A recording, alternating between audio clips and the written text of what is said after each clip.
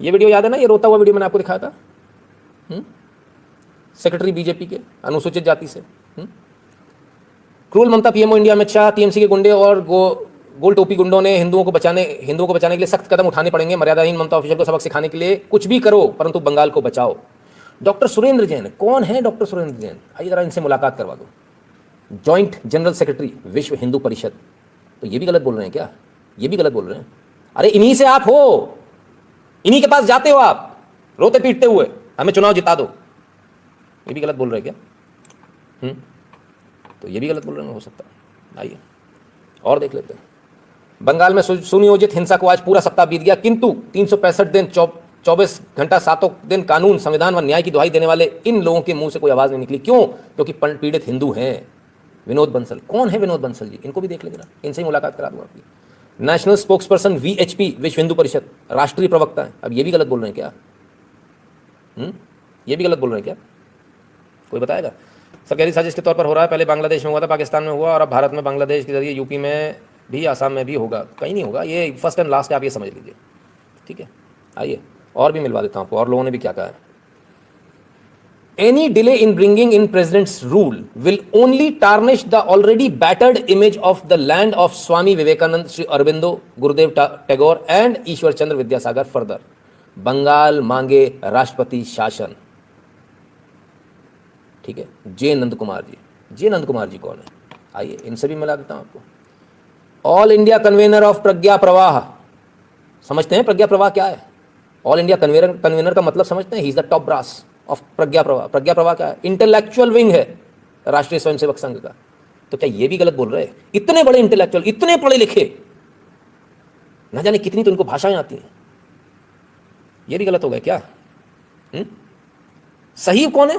छर्रे। छर्रे सही है, छर्रे, boot polish वाले छर्रे, 2 कौड़ी के छर्रे। ये किसकी तस्वीर दिखा रहा हूं मैं आपको? दत्तात्रेय होसबोले जी। कौन है ये? सर कार्यवाह राष्ट्रीय स्वयंसेवक संघ, आरएसएस। और इन्होंने क्या कहा? RSS condemns gruesome violence in severest terms. Rashtriya Swayamsevak संघ की वेबसाइट से दिखा रहा हूं आपको सीधा, rss.org से। ठीक है, क्या कह रहे हैं कि RSS condemns this gruesome violence in severest terms. अभी भी हम गलत लग रहे हैं क्या? अभी भी गलत हैं क्या? आरएसएस भी गलत कर रही है क्या? अरे बाप रे बाप, फिर तो भगवान ही मालिक है। आरएसएस भी उतर आई। अब जब आरएसएस उतर आई तब कुछ हुआ क्या? कुछ तो हुआ, हमको ऐसा बताया गया, कुछ तो हुआ। क्या हुआ? वीडियो देखें, आइए।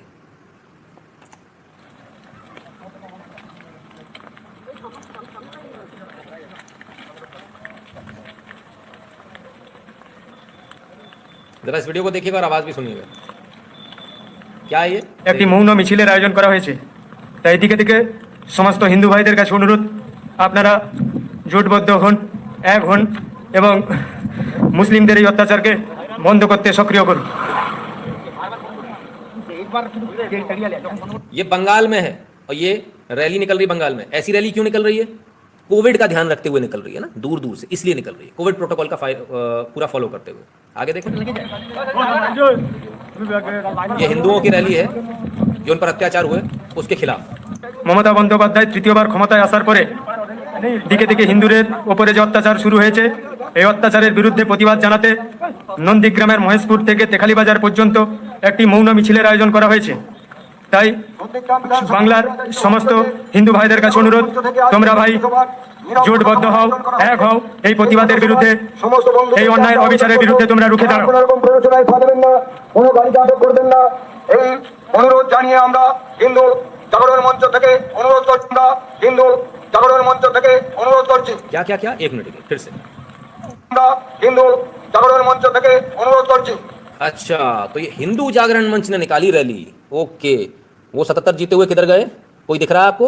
नहीं दिख रहा। कौन दिख रहा है? हिंदू जागरण मंच। कौन दिख रहा है? आरएसएस। अरे मेरे भाइयों, तो काय के लिए आप इन लोगों को ज्वाइन करने जाते हो? कौन खड़ा हुआ आज आपके साथ में? हिंदू जागरण मंच, आरएसएस। अरे भैया, इनके साथ खड़े रहो, कम से कम ये तुम्हारे साथ तो खड़े रहते हैं। ये पार्टियों से कुछ फायदा नहीं होने वाला। और मेरा निवेदन है, आप पार्टी कोई सी भी हो, आप कांग्रेस में हो, टीएमसी में, किसी में भी हो, आप इनसे जुड़िए, ये आपके काम आएंगे। यही काम के लोग हैं एकमात्र, यही हर समय काम आते हैं। बाढ़ आ जाती है ये आते हैं, कोविड आ जाता है ये आ जाते हैं, पिटते हो तो ये आते हैं।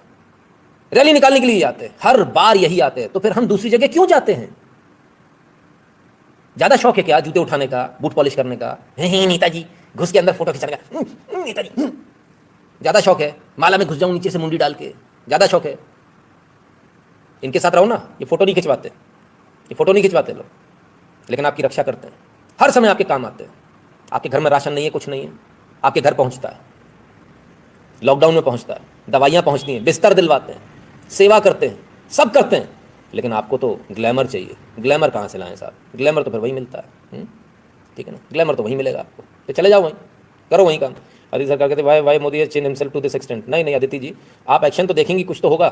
क्या होगा वो अभी, क्योंकि अभी हमने आपको दिखाया ना, अब जो पब्लिक जो आ गई बाहर, अब हिंदू जागरण मंच आ गया, चौड़े में आ गया, मैदान में आ गया, अब डर लगेगा सबको, अब डर लगेगा, अब ये कुछ कर देंगे। हमने पहले ही कहा, आप हमारी रक्षा नहीं कर पा रहे हैं, मत कीजिए। एक बार बोल दीजिए, हम आपकी गलतफहमी में ना रहें, और जिस दिन आप बोल देंगे, देख रहे हो ना आप। रॉबिन कहते हैं भाई VHP Bajrang not active on ground. Robin ji दिखा दिया आपको, है ना। तुषार प्रजापति, हर बार ये सच मिलेगा, हर बार दिखेगा क्या चल रहा है, कौन है ग्राउंड पर, आवाज़ भी सुनाऊंगा। हिंदू जागरण मंच, आरएसएस, और बहुत लंबी रैली है, छोटी मोटी नहीं है ये, बहुत लंबी रैली है। और प्ले कर देता हूँ, बहुत लंबी रैली निकली है, आगे बढ़ाता जाता हूँ वरना आप बोर हो जाओगे, ठीक है। नंदीग्राम 210 विधानसभा ताई बांग्ला। और ये कहाँ निकला है? दीदी के छाती पर, नंदीग्राम में, जहां दीदी हारी है, घायल सांप की तरह परेशान है, वहां निकला है। ये हिम्मत है इनकी, ये पॉलिश वाले लोग नहीं है ना, इसलिए। अभी बदला ले सकते हैं, वक्त 80-20 का रेशियो, 400 साल बाद 50-50 होगा। 400 साल बाद 50-50 तब मुश्किल होगा, ऐसा दिमाग बाद में काम करे। अरे कौन सी दुनिया में आप, 50-50 अभी हो रहा है सर, 15 साल में, 15 से 20 साल में। सर चिंता मत करो, सब होगा, हिसाब होगा, जल्दीबाजी में अपना ही नुकसान होता है। अमित शाह जी पूरा पक्का काम करते हैं, मोदी भी आरएसएस से ही आए हैं, इसीलिए तो मैं कह रहा हूँ सर, मैंने तो कुछ कंप्लेंट करी नहीं मोदी जी से, मैंने अमित शाह जी से कोई कंप्लेंट करी नहीं, मैं तो वो जूते उठाने वालों से कंप्लेंट करता हूँ भाई। जूते उठाने वाले जबरदस्ती आ जाते हैं, उनका हमारा कोई मुकाबला नहीं, ये जी भाई साहब करके खड़े रहने वाले लोग हैं, पंक्ति में जूते लगाने वाले लोग हैं, लेकिन उसके बाद भी भाई क्या कोई तरीका नहीं है एससी की अनियमितता और मनमानी कार्यप्रणाली के खिलाफ कोई आवाज़ उठाई जा सके? बंगाल हिंसा समय होगा, दिल्ली ऑक्सीजन यूज़ के ऑडिट से एससी बिदक जाना खतरनाक है। अमित त्रिपाठी जी एससी का कुछ नहीं कर सकते फिलहाल, अपन अपने पास कोई ऑप्शन नहीं है। तो डॉक्टर चेतन के केंद्र में संविधान 355 के अंदर राज्यपाल की रिपोर्ट मांग, उस रिपोर्ट पर राष्ट्रपति शासन अद्यत करे, उस आधार पर 356 लागू करे, से कोई भी कानूनी प्रक्रिया को किसी भी कोर्ट में हरा नहीं सकता।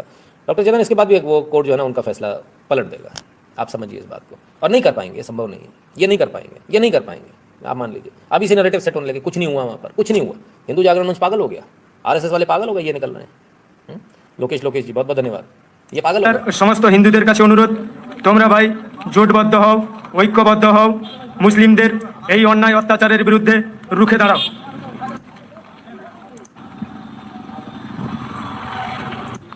ये मैं इसलिए फॉरवर्ड कर रहा हूँ क्योंकि बहुत लंबा है, ये लगभग 7 मिनट का वीडियो है। तो जो लोग कह रहे थे बंगालियों को गाली दे रहे थे ट्विटर पे बैठ के, ये भी बंगाली हैं भाई साहब, ये रैली बंगालियों ने निकाली है, कोई और ने नहीं निकाली, ठीक है।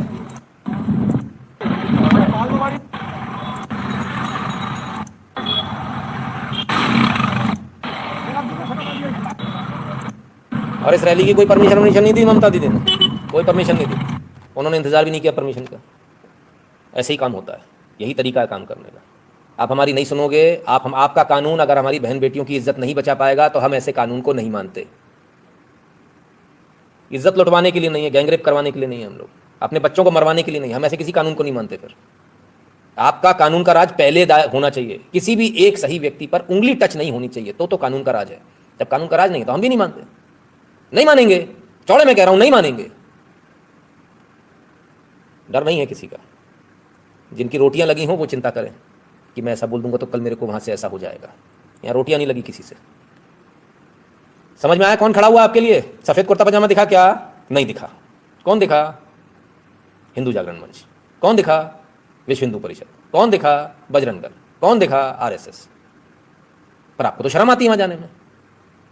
ओहो, आपकी शर्म के कारण वो हाफ पैंट से फुल पैंट किया गया, लेकिन आपका तो पास बहाना आया, सुबह सोना है, जाएगा कौन?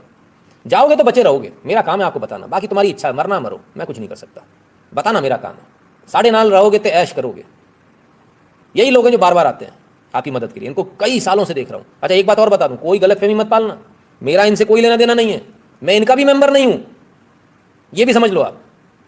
मैं तो सिर्फ इनको देखता रहता हूँ, एनालाइज करता रहता हूँ, तब सिर्फ एक ही दिखता है कि हाँ जब हिंदू पिट रहा होता है तब यही लोग निकल कर आते हैं। तो ये गलतफहमी मत पाल लेना, बहुत सारे लोग ये गलतफहमी होना चाहिए आरएसएस का आदमी और रंग भी ऐसा पहने। ये रंग, इसके लिए तो जान भी दे देंगे हम, वो भी सस्ती है।